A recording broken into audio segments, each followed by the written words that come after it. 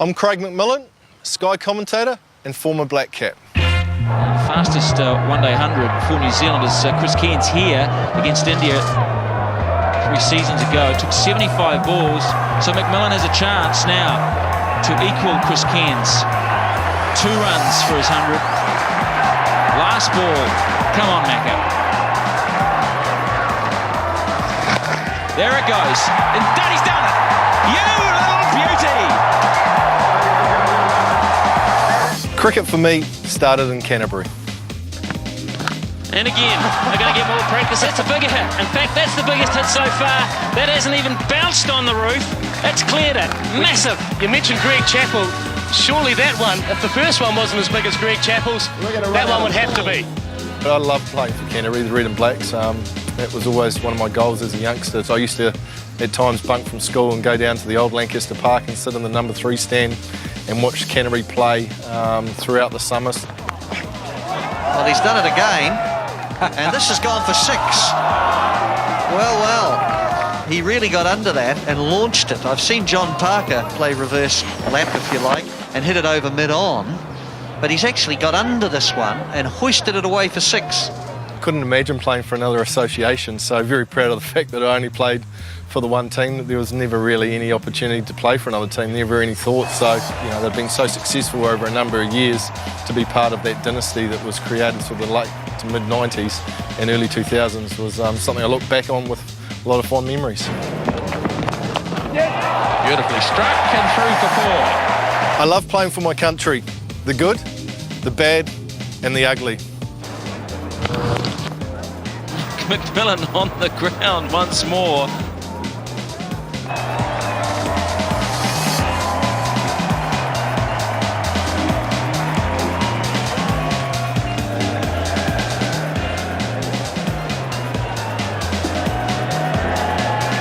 Well, I've seen most things.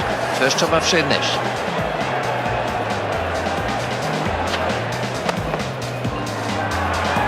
It is a deliberate ploy, but very quickly early on in the stance, he comes straight again. He's able to hit him down the ground. Now, it had you scratching your head, certainly had Shane Warne scratching his, and it'll probably bear a comment at some point about there.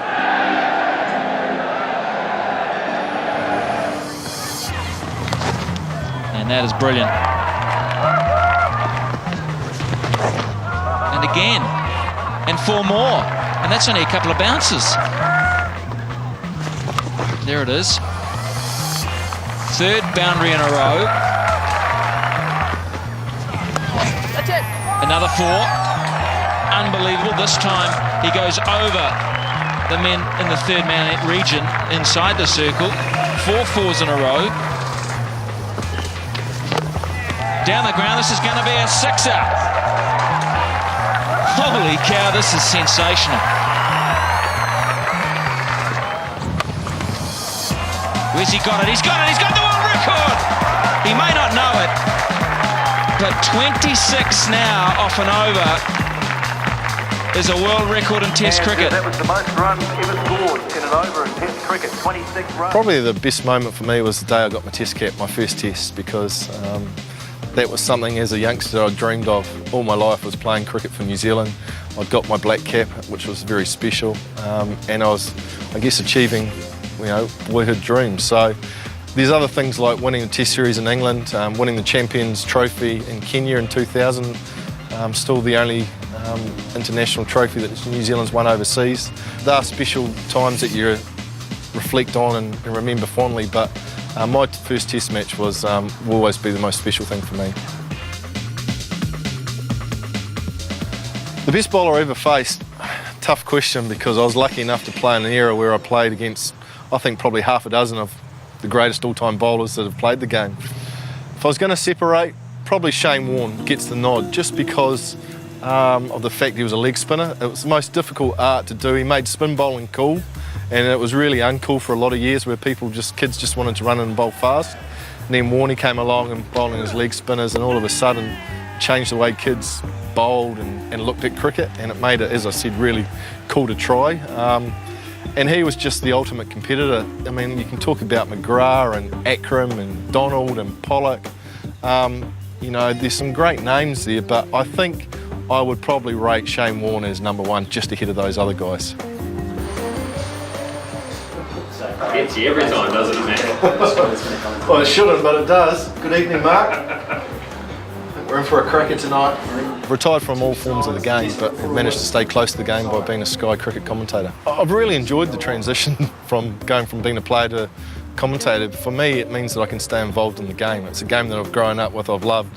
It's pretty much everything that I've done. So to be able to still be able to talk about cricket, be it game day, you know, work with players, talk with players, do all those things, for me is the next best job after being a player. I've got the next best seat. So I consider myself very lucky that I've been given the opportunity to work with the likes of Ian Smith and Mark Richardson, Simon Dool, those guys, and I've really enjoyed my time in the commentary box, so I look forward to doing that for a few more years yet.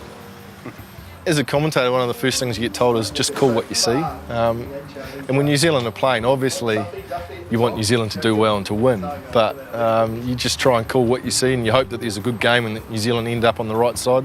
Same for when Canterbury play. I've got my patch on my eye, but I've got to call it as I see it. There's no doubt that the teams and the sides you've been associated with, you want to do well, and that continues after you finish playing. So, yeah, at times there's a bit of banter too amongst the different commentators. We all come from different areas, so we're not afraid to take the mickey out of one another, so it's good fun.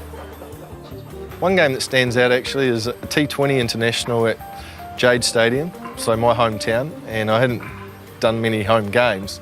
New Zealand versus Australia. Brendan McCullum scored 100 for New Zealand.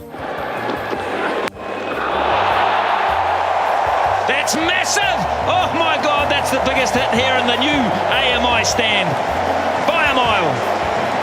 Wow, what a way to christen the Dean stand. Look at McCullum, sits back in the box. And he goes towards the short side, and he got all of that. That's gone a long way. And you won't see a smile on Dirk Nanner's face after this one. It's gone miles back. Yes, what 100! What 100 that is! Just stay there and acknowledge everybody. Woohoo! And then Clark came out for Australia and it ended up being a tie. So we had the super over as well, where Tim Southey, I think, bowled beautifully. It was just an amazing atmosphere. There was, I think, full house, 27,000 people at Jade Stadium, and the chanting, the clapping, the noise was unbelievable. Gets it over the top away. New Zealand have won behind point. It's a ripper from Guptill. That is a game, to me, I remember sitting in the commentary box with Ian Smith, who was just going nuts. And as I said earlier, you know, when New Zealand are doing well, playing well, it's the best time to be on the mic and talking, and that game for me certainly stands out. They let it go, and they've won it again. I've loved cricket as a player and now as a Sky commentator, and I hope in the future to stay involved in the game. Who waits, and he's hit it up here. Oh, brilliant catch by Craig McMillian. Super catch.